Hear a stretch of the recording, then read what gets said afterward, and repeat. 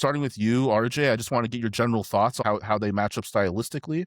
And what do you think the keys are for each of them to make sure that, they get the win essentially? I think it's gonna come down to just how much hand control. I mean, most arm wrestling is, but if it's close to 50-50, I think it's Cody's.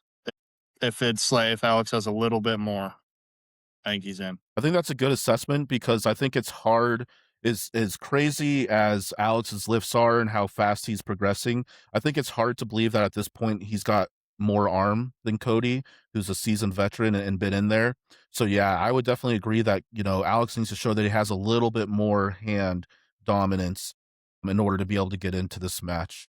And what do you think, Jake? Yeah, I mean, obviously, I think, you know, Alex is going to have to deal with Cody's explosivity first and foremost and try not to get flashed, which, I mean, I could see that happening, a round or first round maybe or so. But I also think, Cody's going to have to deal with his height, too, with his, and his ability to, post up, use his height real well. And, I think he'll definitely have the leverage on Cody. I think it's just a matter of the setup and really off the go. I mean, and how much, you know, Alexander can take of his hand and maintain. But I mean, I can certainly see a way for both to win. I can certainly see a lane. I know once again, no one's giving Alex a chance. I don't believe that, but because I believe in him. I mean, I know Cody said nobody's beating him. You know, unless you're top 10, 198 and under. I mean, we'll see.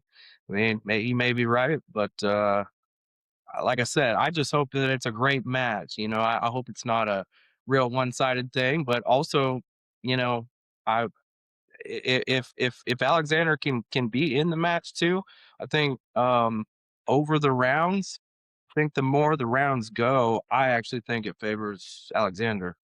I just think just because Cody is, so explosive, and if Alex can lock him up a little bit and stuff, and tax his hand a little bit, and I can see him having a lane. So just hopefully, man, I can't wait. I can't wait to watch it, and I hope it's a great match. That's a good point to bring up because I do think that we often see that as a little bit of a downfall of those more explosive, super snappy guys is every single match, especially if they get absorbed at all or if they get stopped at all, they lose that little bit of top end and they get a little slower and they get a little slower and it just lets their opponent kind of work their way into the match a little bit more. So they might seem dominant early on and then, things turn real quick.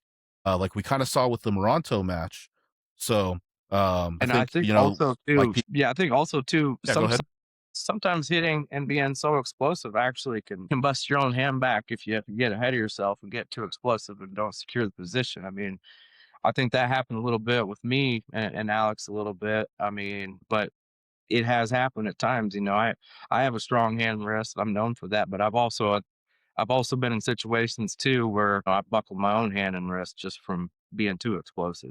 Trying to hit the pin. So it just kind of I that's why it's so interesting to see. Yeah, so we'll find out. Absolutely. We will, and that's an interesting balancing act in arm wrestling, isn't it? Like sometimes you can go too much sideways and you end up taking your own wrists, or a little bit too much back and sideways, and yeah, you end up kind of buckling yourself and Been bouncing there. I've been and being there. able to feel it. No, Yeah, yeah, that's that's definitely tough for sure.